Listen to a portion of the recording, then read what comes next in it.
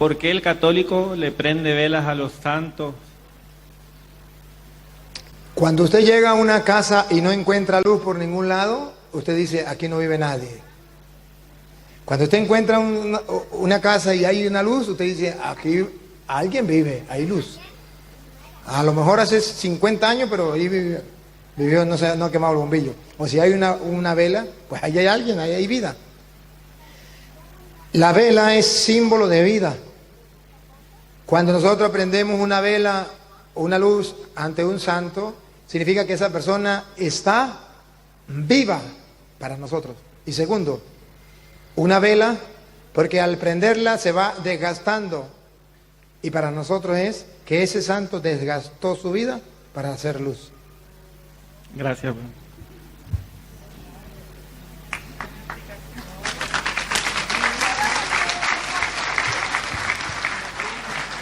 Padrecito, yo tengo más que nada, acérquese así el micrófono. No sé si una pregunta es una duda, o sea, para que usted nos explique el tema del rapto que tiene, o sea, que está en Primera de Tesalonicenses 4:17, que se basan los protestantes para hablar del rapto, para que usted nos explique, porque yo la verdad que no lo entiendo bien. Sé que no existe, que no es así, pero no, para que nos explique. A ver, léalo, Primera de Tesalonicenses 4:17. El rapto es una mentira de los protestantes para engañar a la gente. Y va a decir, ¿qué es el rapto? Que usted va por la calle con un evangélico y viene Dios y rapta, se lleva al evangélico y lo deja a usted. Y le dice, por no ser evangélico, usted se queda. Entonces la gente dice, yo no me quiero quedar, yo me quiero ir. Entonces me meto evangélico. El problema es que llevamos 500 años con los protestantes y todavía no han raptado a uno. Y se han muerto con la mentalidad que lo van a raptar. Que va a llegar y va a decir, ¿quién es católico aquí? Usted se queda. Los evangélicos, vamos. Y ya llevan 500 años y el rapto no ha sucedido. Y ellos dicen que el rapto tiene que sucederles a ellos. Dale. Después, nosotros los que quedamos vivos... Si quiere léalo desde el 15 para ver. Esto se lo decimos apoyados en la palabra del Señor. Los que quedamos vivos hasta la venida del Señor... Los que quedemos vivos, Él asegura que Él va a estar vivo. Él piensa que Él va a estar vivo. Otra vez, repítalo. Los que quedemos vivos hasta la venida del Señor, no nos adelantaremos a los ya muertos, porque el Señor mismo, al sonar una orden, a la voz del arcángel y al toque de la trompeta divina, bajará del cielo. Entonces resucitarán primero los muertos en Cristo. Después nosotros, los que quedemos vivos, seremos llevados juntamente con ellos al cielo, sobre las nubes, al encuentro del Señor. Aquí no habla de que va a haber por la calle un católico y un protestante y va a raptar. Aquí se habla de que nadie va a adelantar a nadie. Que si mi mamá murió primero que yo, entonces yo le voy a ganar a ella o ella me va a ganar a mí. No.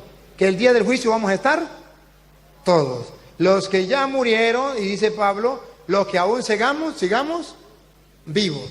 Él supone que él va a seguir vivo para esa fecha, supone. Pero ya no, pues ya se murió. Pero entonces viene a decir, lo que dice la Sagrada Escritura es que nadie se va a adelantar a nadie. No es que los que ya murieron tienen más beneficio que nosotros, no.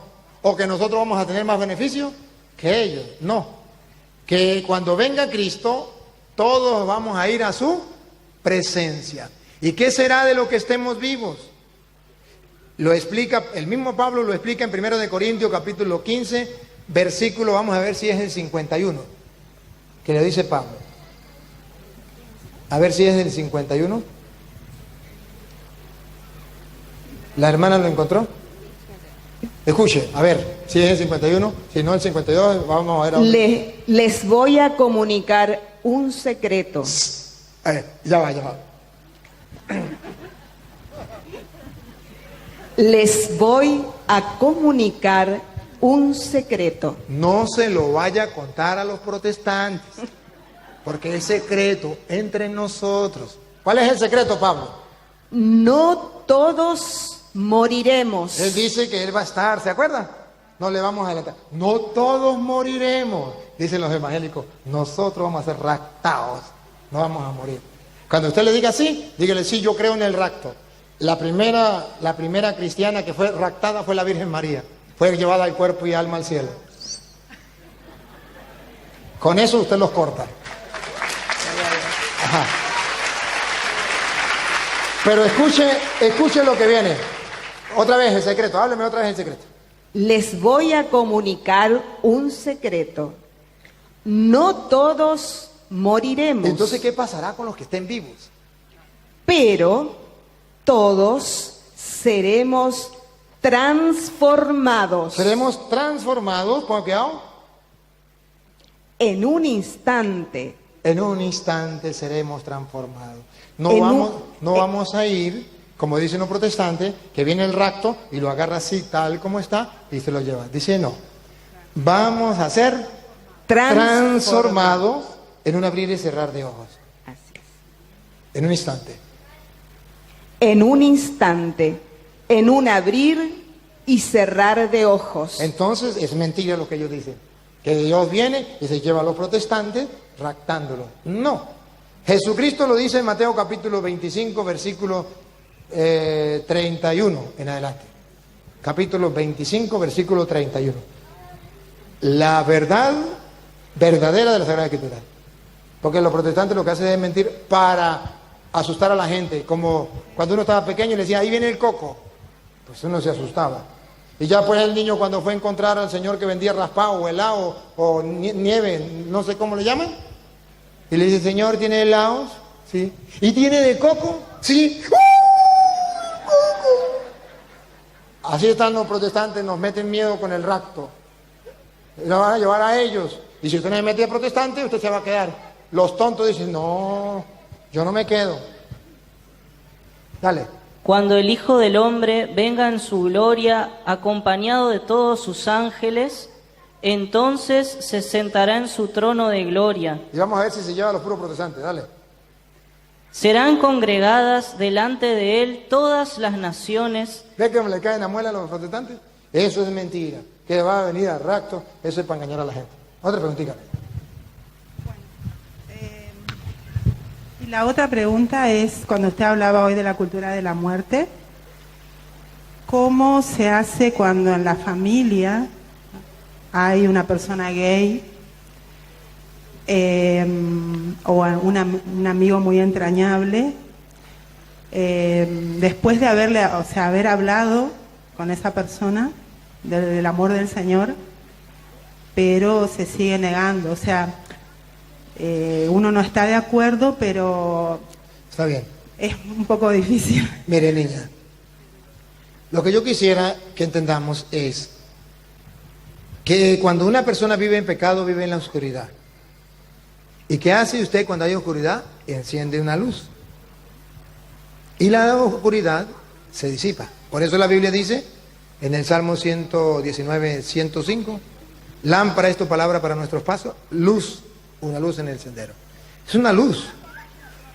¿Cuál es el problema? Que nosotros le hablamos a los hermanos que están en la droga, diciéndole dejen la droga, mire que eso es malo, se le va a destruir. Eso es verdad. Pero no estamos actuando como manda la Biblia.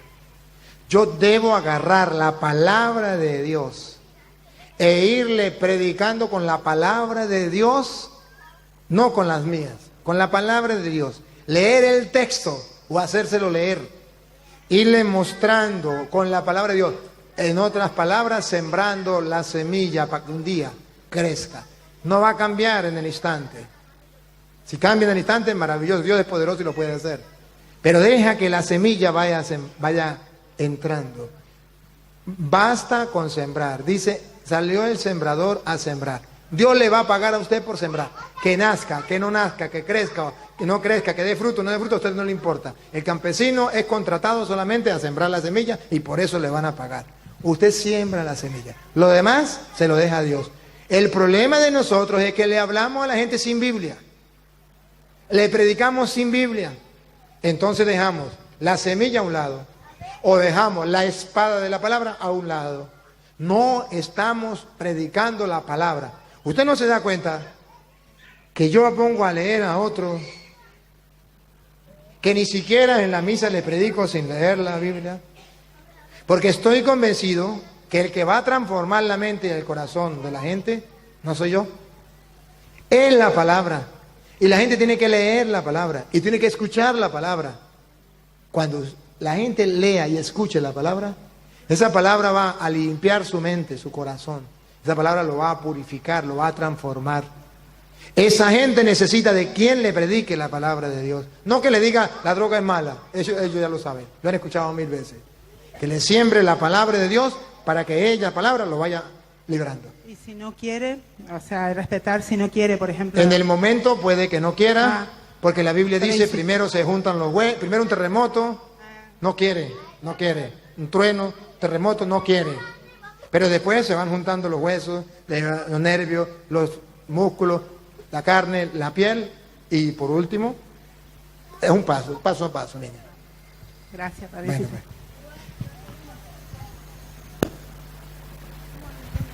Buenas noches, padre. Buenas ¿Cómo noches. le va? Gracias por venir por acá. Yo cada vez que rezo el rosario tengo una duda. Los viernes es los misterios dolorosos. Y hay uno que a mí no lo entiendo, y es en Lucas 23, del 27 al 31. Cuando Jesús va camino a la cruz, a la crucifixión, y se encuentra con las mujeres. No sé si lo quieren leer o lo leo yo. ¿No? Léalo, ahí están los secretarios. Lucas 23, del 27 al 31.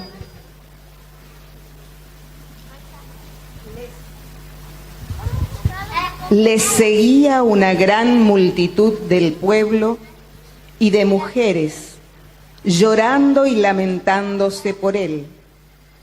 Jesús se volvió y les dijo: mujeres de Jerusalén, no lloren por mí, lloren más bien por ustedes y por sus hijos, porque llegará un día en que se dirá: dichosas las estériles, los vientres que no concibieron, los pechos que no amamantaron. Entonces se pondrán a decir a los montes: caigan sobre nosotros, y a las colinas: sepúltennos. Porque si así tratan al árbol verde, ¿qué nos harán con el seco? ¿Cuál es su pregunta?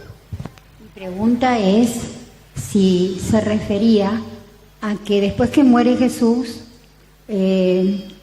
sobre todo el pueblo de Dios sufrió los horrores más grandes, la familia sobre todo, porque fueron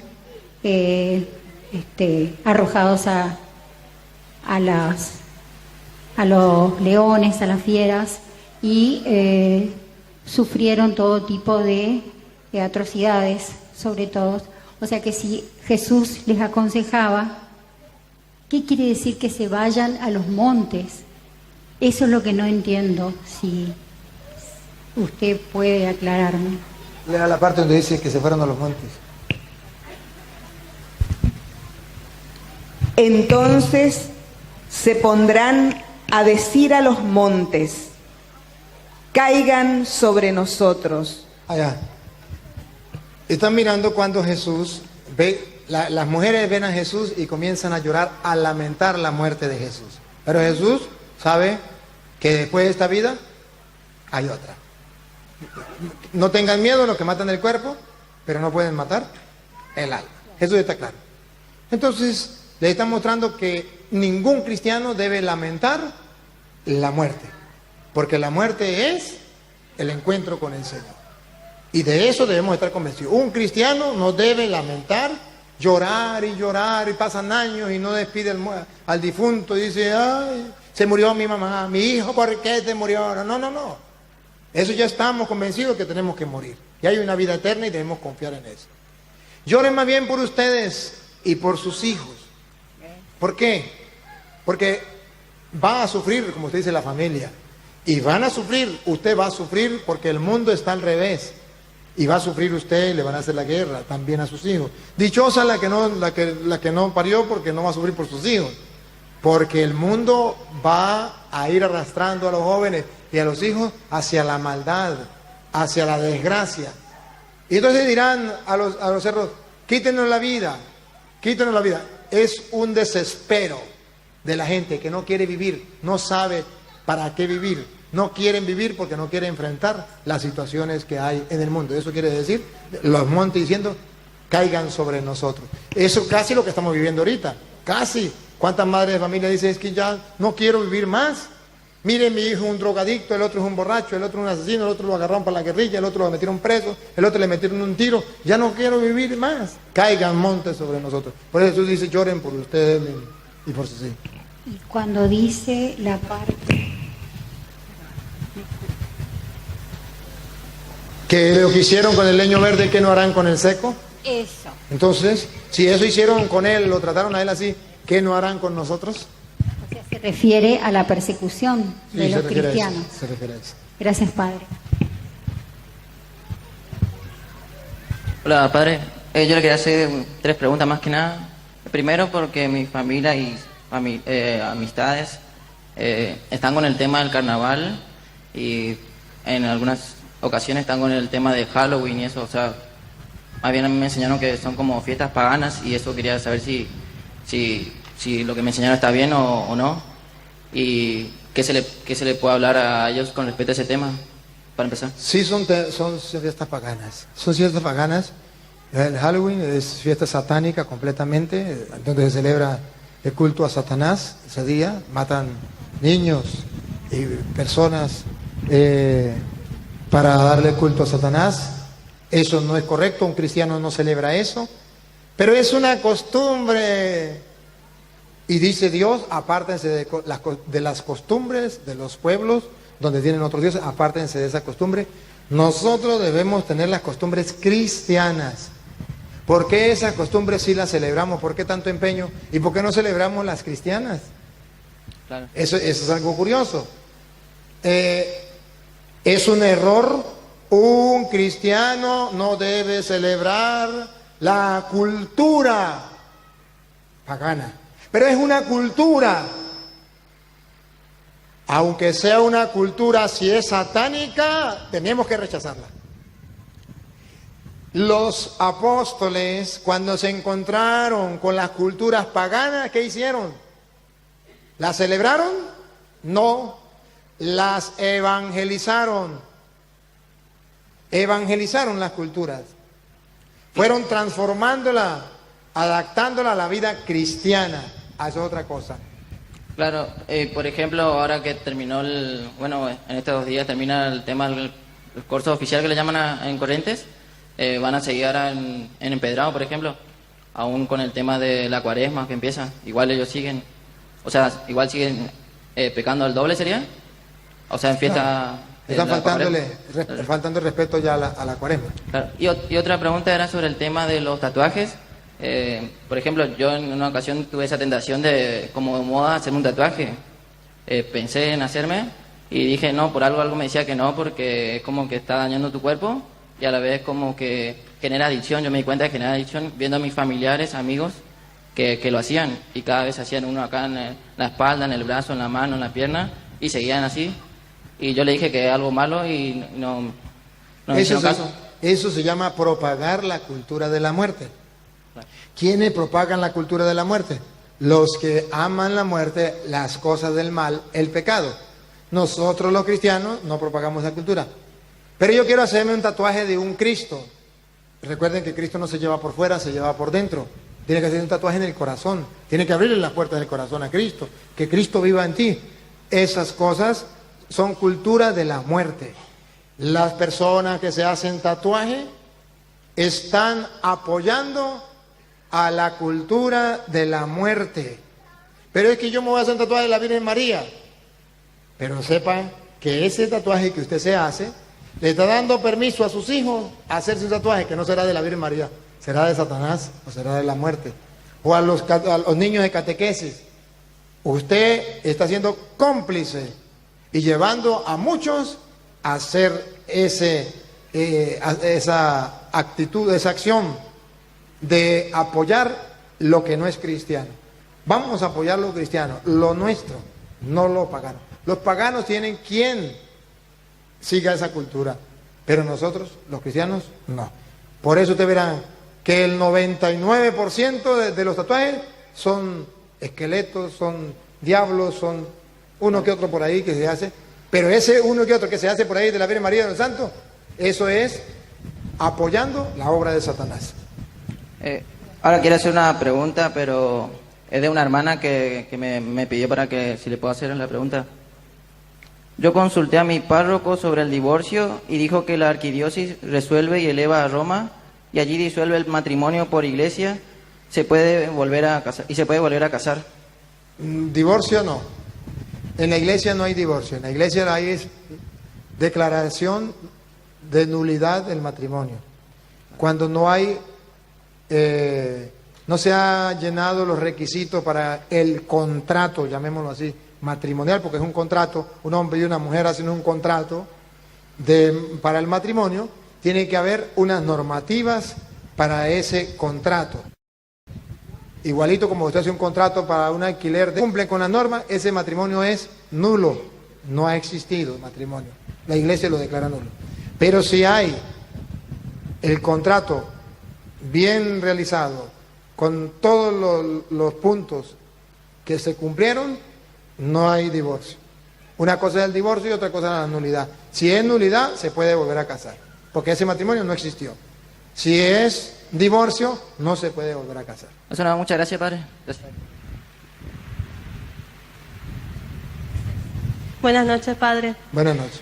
El otro día fueron dos hermanitas a mi casa a predicarme sobre Dios Madre. Se basaban en una lectura del Apocalipsis que hablaba de la Nueva Jerusalén. Y ellas dicen que la Nueva Jerusalén es Dios Madre, esposa del Espíritu Santo. Quería que usted les explique. Eso no existe en la Biblia, niña. Eso no existe en la Biblia.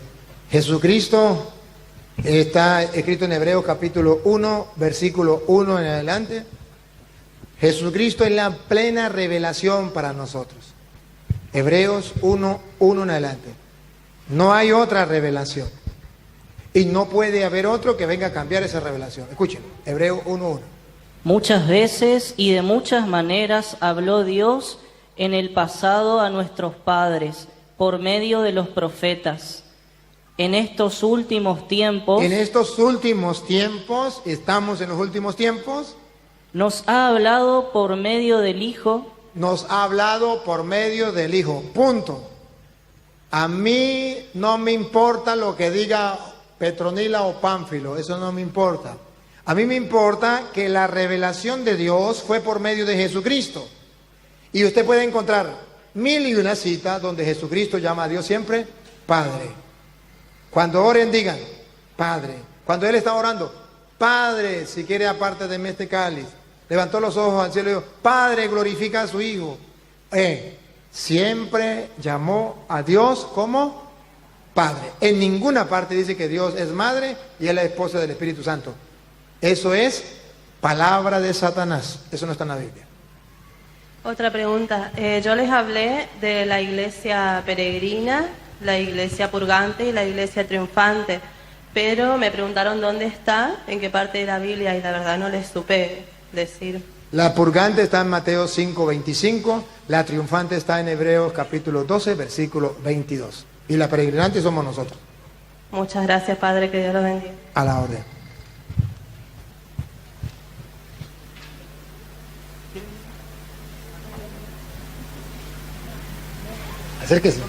Acérquese para acá, yo no le voy a pellizcar. Buenas noches, Padre. Buenas noches. Le doy gracias a Dios porque lo consagró a usted sacerdote, y gracias a usted porque dijo que sí, y hoy está acá. Yo tengo dos preguntas. Usted ayer habló de ecumenismo y hoy habló de falso ecumenismo. Yo quiero saber exactamente qué es el ecumenismo. Con gusto se lo voy a explicar. Ecumenismo es entre las iglesias, no con las sectas. Las iglesias. Que las iglesias se respetan las unas a las otras, tienen una jerarquía, tienen una doctrina clara y es, diríamos, tienen una trayectoria, tienen unos varios años. Y esas personas se respetan. Entonces los pastores, no los laicos, no las ovejas, los pastores de esa iglesia, con los pastores de la Iglesia Católica, se preparan en Biblia sobre la doctrina. Y en un público como este, habla este pastor y habla este pastor. Cada uno expone su doctrina.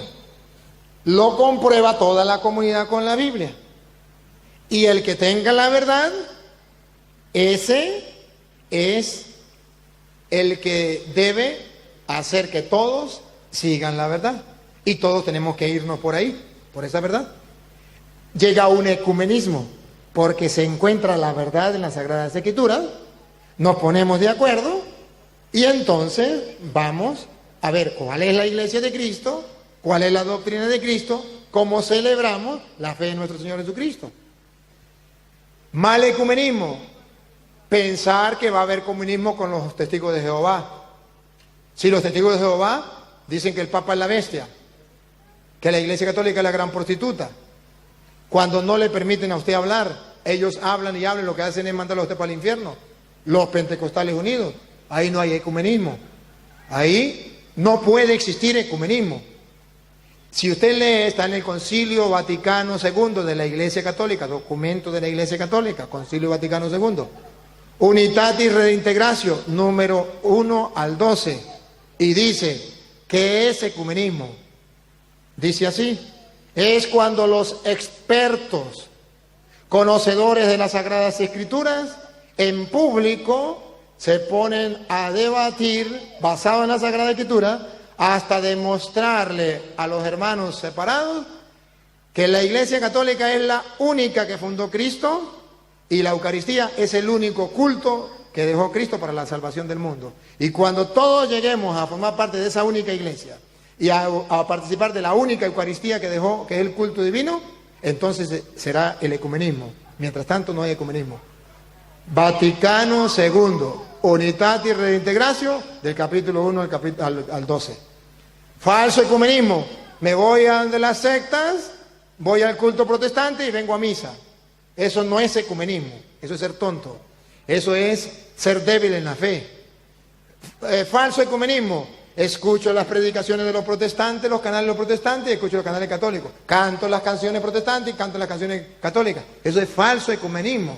Eso es lo mismo, falso ecumenismo. Es que voy a ir al culto protestante y voy a leer la Biblia con ellos porque al fin y al cabo es el mismo Dios y la misma Biblia. Falso ecumenismo. Eso no es correcto.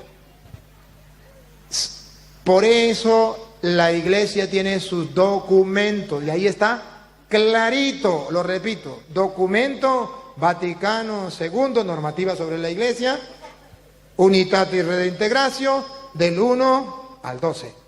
Con las sectas no hay ecumenismo, es con las iglesias. Entonces hay personas que no saben eso y dicen, voy a hacer ecumenismo. Vamos a ver, ecumenismo es cuando todos reconocemos que Cristo fundó una iglesia y es la Iglesia Católica. Y cuando celebramos la fe, el único culto verdadero, que es la Eucaristía. Cuando los protestantes crean que hay una sola iglesia y que hay un solo culto y vengan a misa, ha logrado el ecumenismo. Si no, no hay ecumenismo. Muy bien.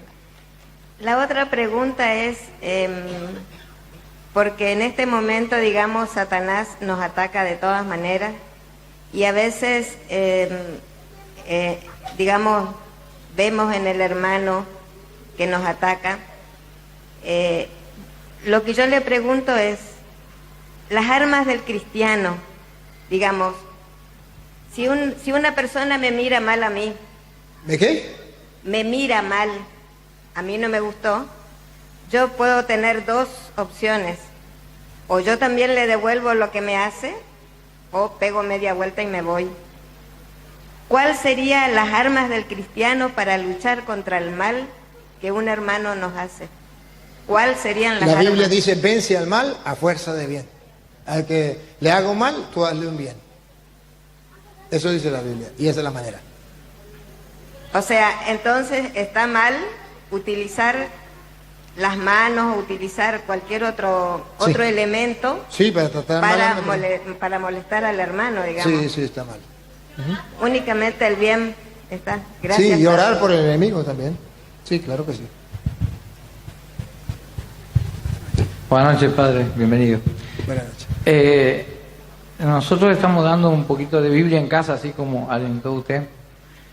Pero hay un tema porque los papás de la catequesis les gustó la catequesis y todo y querían ahondar un poquito más en el tema. Pedimos permiso al párroco y nos autorizó.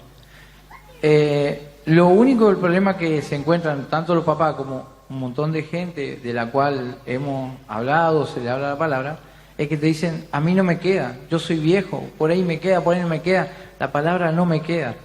Yo tengo un consejo para eso, pero se lo digo después que me diga usted el suyo, porque yo sé que usted estudiaba con la vaquita en el campo, que usted estudiaba vaca protestante, ¿sabes? Ese me recuerdo. Entonces yo, bueno, el padre estudiaba así, digo, pero ¿qué consejo da usted para esa persona que a muchos no nos queda el evangelio? Sí, le decía el discípulo al maestro que no se le quedaba nada. Y el maestro le dijo, hágame favor, vaya al río, lleve este canasto, lo mete al río y me trae agua. Y se fue, lo metió, cuando venía, ya venía puro. Y volvió corriendo y llegó vacío. A la tercera vez llegó y le dijo, me rindo, maestro. No me quedó nada de agua. Dijo, ¿y recuerda cómo estaba el canasto antes de meterlo al agua? Dijo, sucio. Dijo, no le quedó nada, pero limpió el canasto. Eso hace la palabra de Dios. Eso va limpiando. Pero si usted va aprendiendo, poco a poco, Dios premia la constancia. Aquí no se vale la memoria.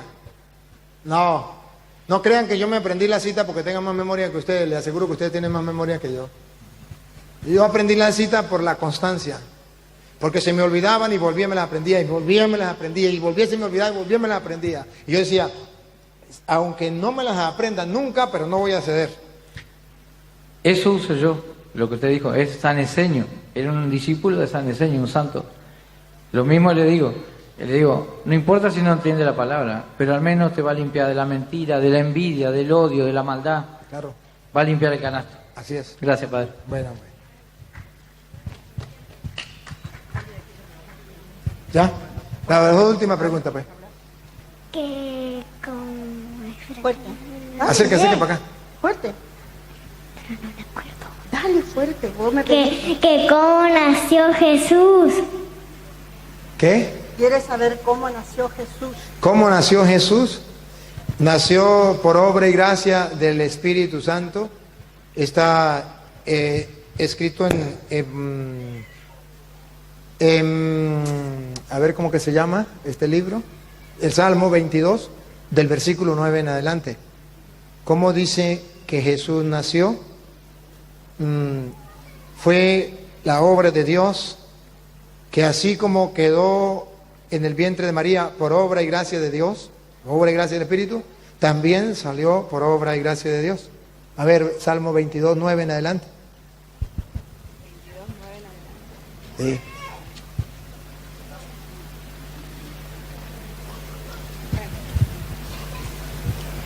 Acudió al Señor, que lo ponga a salvo, que lo libre de si tanto lo ama. Siga. Está hablando de cómo se burlaban de Cristo, se acudió al Señor, que lo defienda. Siga, del Mesías. Fuiste tú quien me sacó del vientre. Repítalo, escuche. Fuiste tú quien me sacó del vientre. Fue Dios quien sacó a Jesús del vientre. Por eso María quedó virgen, porque así como entró, salió. Entró por obra del Espíritu y salió por obra del Espíritu. Está en el Salmo 22, 9 en adelante. Ajá. Por un milagro, niño. Padre, buenas noches. Buenas. Quería hacer una pregunta según la Biblia, la palabra, si los sacerdotes se pueden casar o no. Según la cita, si le puedo leer. Primera de Timoteo, o cómo entiende, cómo enseña la iglesia sobre esta cita. Primera de Timoteo 3, del 1 en adelante. Es muy cierta esta afirmación. El que aspira a presidir la comunidad desea ejercer una noble función. Por eso el que preside debe ser un hombre irreprochable, que se haya casado una sola vez, sobrio, equilibrado, ordenado, hospitalario y apto para la enseñanza. Muy bien. La Biblia es como un rompecabezas que hay que armar. La Biblia dice que los sacerdotes pueden ser casados, ahí en esa cita. Pero también dice que pueden ser solteros. Primera de Corintios, capítulo 7, versículo 7 en adelante. Léelo. Primera de Corintios. Capítulo, a ver, lo lea ya el muchacho. Primera de Corintios, capítulo 7, versículo 7.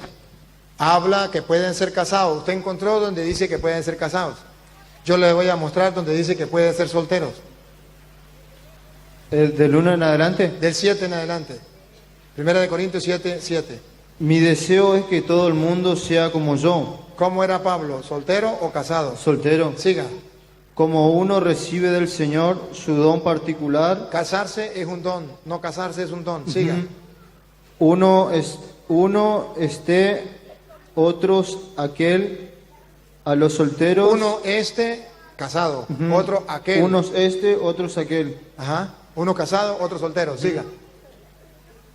A los solteros y a las viudas le aconsejo que permanezcan como yo. Ahí está. Ahí está la parte que no se casa. Versículo 32. ¿Por qué no se casa? Ahí mismo. ¿Por qué aconseja que no se case? Yo quiero que ustedes vivan sin inquietudes. El que no tiene mujer se preocupa de las cosas del Señor, buscando cómo agradar al Señor. En cambio, el que tiene mujer se preocupa de las cosas de este mundo, buscando cómo agradar a su mujer. Entonces, la Biblia presenta que pueden ser solteros o pueden ser casados. Pero da un consejo. Quisiera que todos fueran como yo. Atendiendo a ese consejo y a otras palabras del Señor Jesús, entonces la iglesia dice, los sacerdotes se pueden casar o los sacerdotes no se pueden casar. Vamos a, como dice Pablo, a agarrar el consejo. Vamos el mejor consejo, que no se casen para servirle al Señor. Entonces, no hay ningún problema porque está escrito. Si el Papa llega a decir que los sacerdotes se casen, no hay ningún problema porque está escrito que también se pueden casar. O sea, eso depende de si cuando usted sea Papa, puede decir que se case y no hay ningún problema. O mientras cualquier Papa puede llegar y decir que se case, no hay problema porque ahí está en la Biblia que se pueden casar. O por ahí vio que por ahí a uno se casa, por ejemplo, y puede entrar al sacerdocio, puede ser también o no. Sí, si ya se le murió la mujer, sí. O si ya los hijos son grandes y se ponen de acuerdo.